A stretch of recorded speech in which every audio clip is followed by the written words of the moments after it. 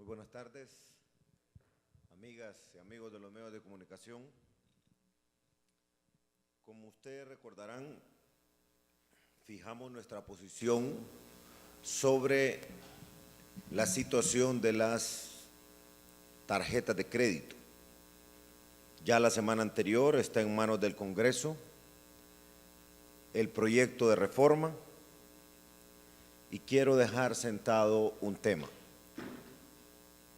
El Poder Ejecutivo no participa más en reuniones con ningún banco. Aquí no hay negociaciones con el Poder Ejecutivo. Hemos escuchado por varios meses diferentes insumos, así como de la Comisión de Banca y Seguro, como también de otras personas, y he dado instrucciones al abogado Eval Díaz y al equipo que ha estado estudiando este tema, así como al coordinador general de gobierno. Los miembros del Poder Ejecutivo no participan más en ninguna mesa de conversación con la banca sobre este tema. Eso ya está en manos del Congreso Nacional y le corresponde al Congreso dirigir ese debate.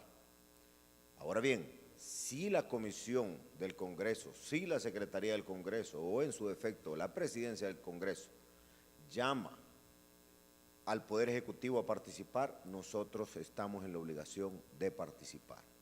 Es nuestro deber participar. Hemos encontrado entidades bancarias que cobran, como ustedes ya lo saben, 140% en tasa de interés. El promedio anda entre los 60 y los 70, pero el número alto que hemos encontrado que nos sorprende es ese del 140%. Pero en general, como les decía, oscila entre ese 60 y 70,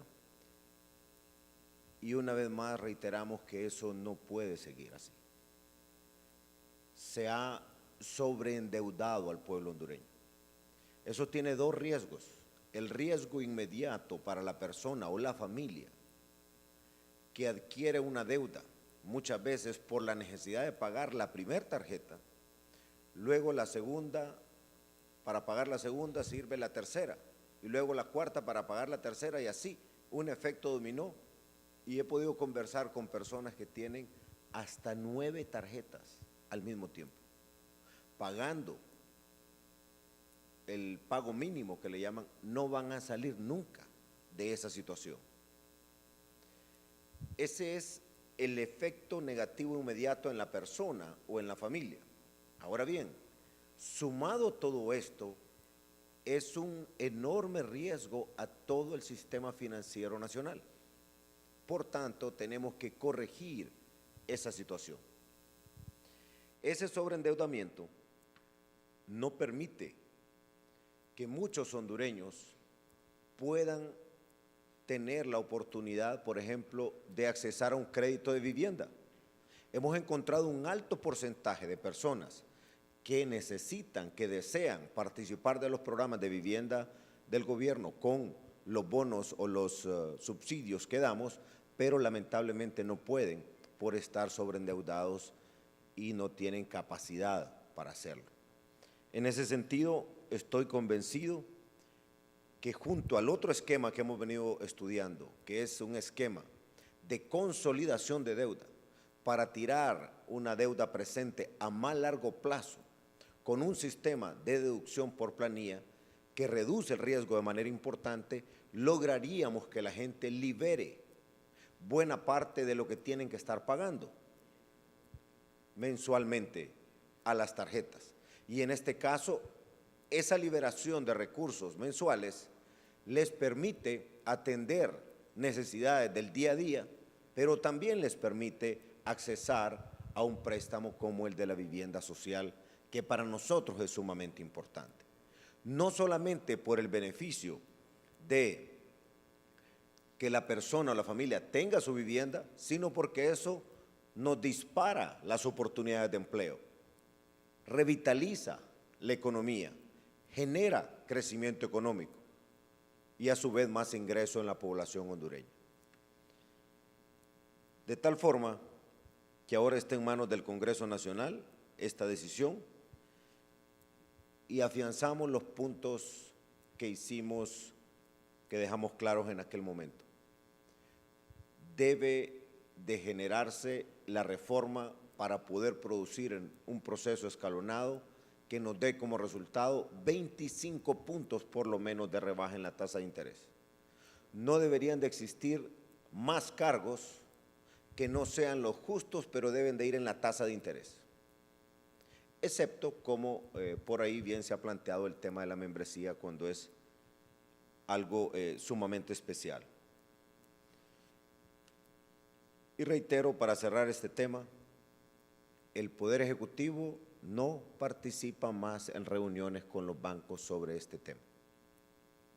Ya hubo suficiente, ya fijamos nuestra posición.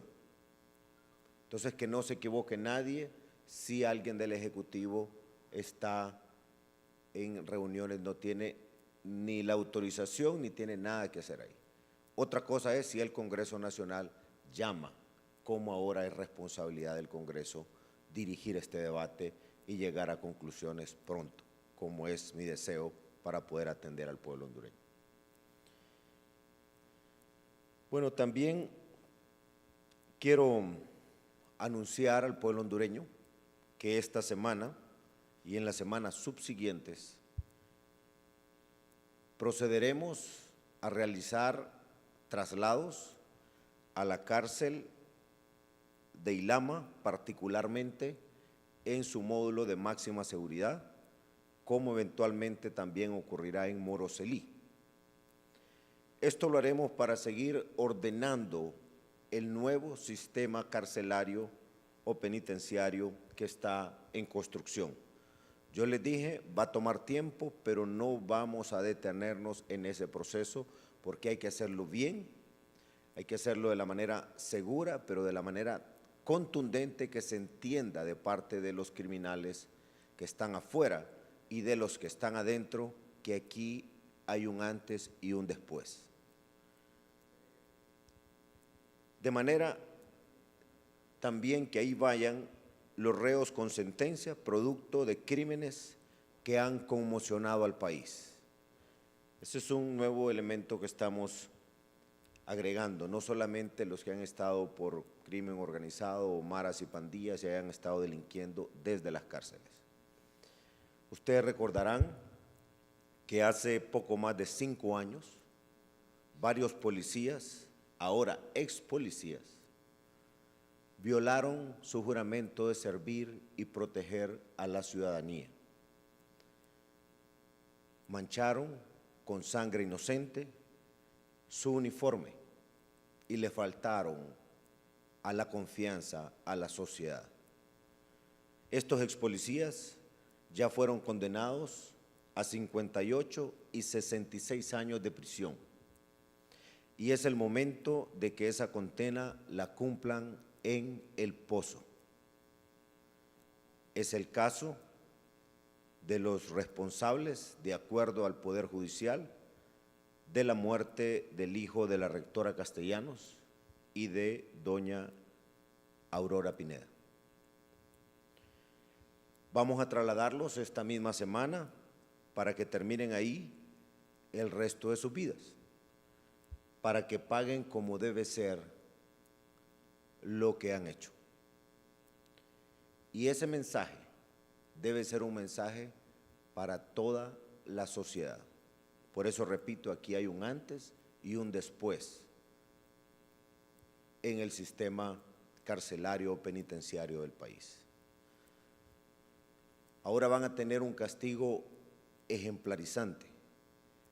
El Pozo será el destino de todos esos delincuentes que se dedican a extorsionar, a matar y a hacer sufrir a muchos hogares y a otros que los han dejado enlutados.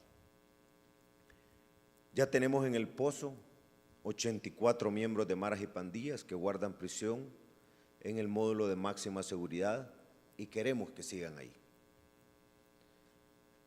Por eso es que necesitamos también las reformas penales, porque parte de las reformas penales que algunos líderes de la oposición, como los líderes de PAC y Libre, no le dan el apoyo a sus diputados para que nos ayude el Congreso a aprobar esas reformas, porque un componente de esas reformas tiene que ver con el nuevo sistema carcelario.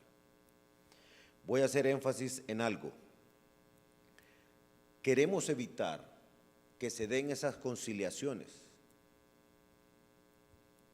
que dieron lugar a que este pandillero, que el año pasado había llegado al pozo, saliera y semanas más tarde cometiera esa barbaridad en San Pedro Sula. Pero también queremos quitar de cualquier esfera de posibilidad al sistema penitenciario que se dé la figura de la preliberación para casos de alto impacto o de crimen organizado o relacionados con asociación ilícita, como ustedes quieran llamarla. Lo que encontramos, de acuerdo a Fusina, fue un patrón de conducta de muchos que salían bajo la figura de la preliberación y resulta que iban a cometer crímenes afuera y después iban a refugiarse a las cárceles. Algunos de ellos murieron durante la acción criminal que estaban realizando.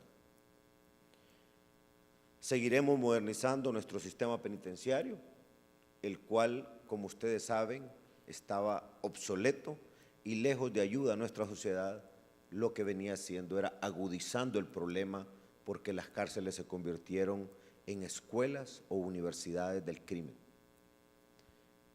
Y desgraciadamente, miren qué contraste, desde la cárcel, donde supuestamente deberían de estar recluidos de libertad, desde ese espacio se venían ordenando los más perversos actos de violencia contra un pueblo que ha sufrido tanto.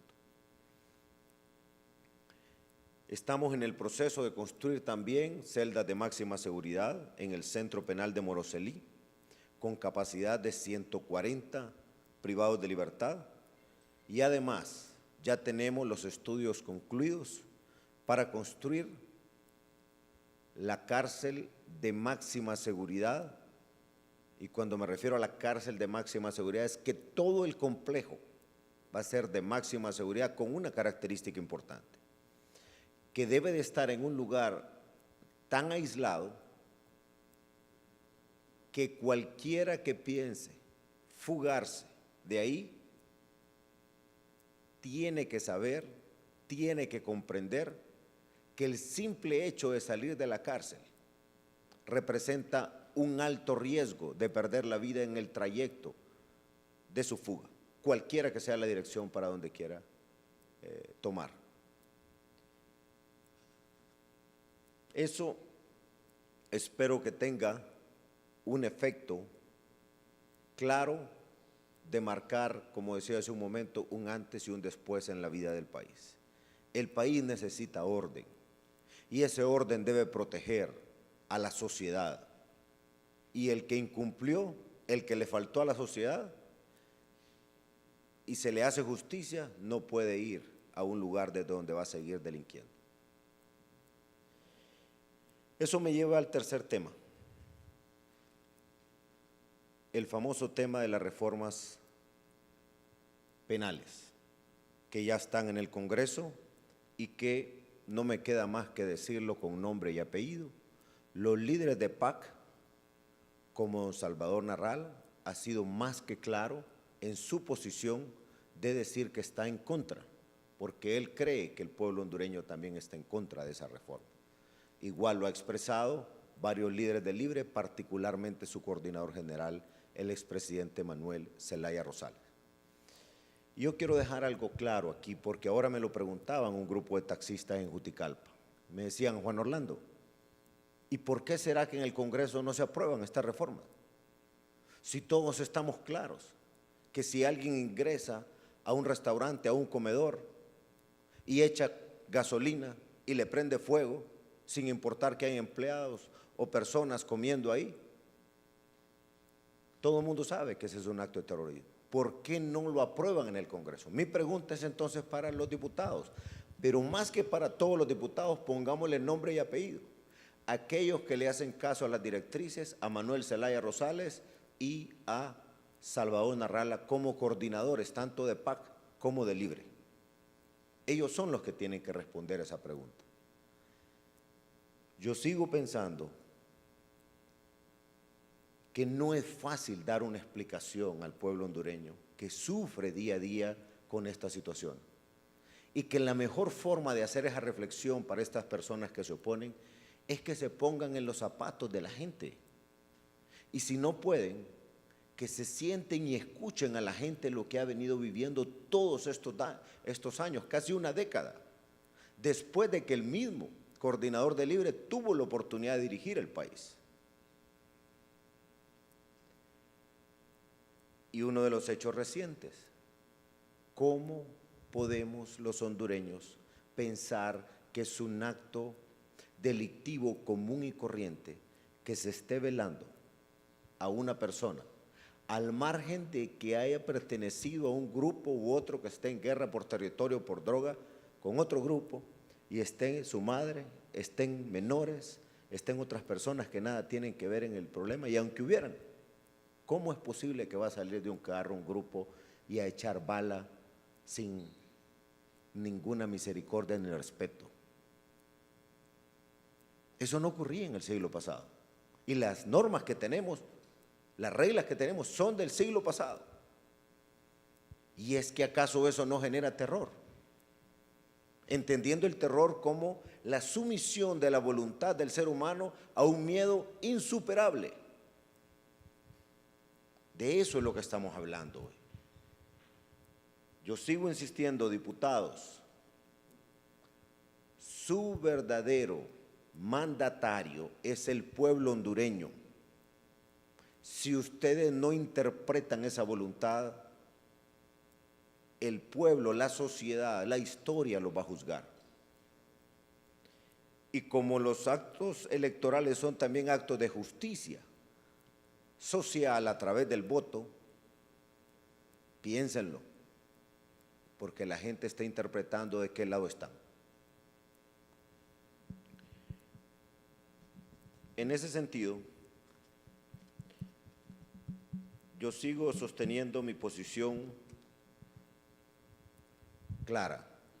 El pueblo hondureño necesita normas, reglas, no del siglo pasado para una realidad que ya no es la misma, sino una realidad tan compleja, difícil y perversa que requiere acciones contundentes.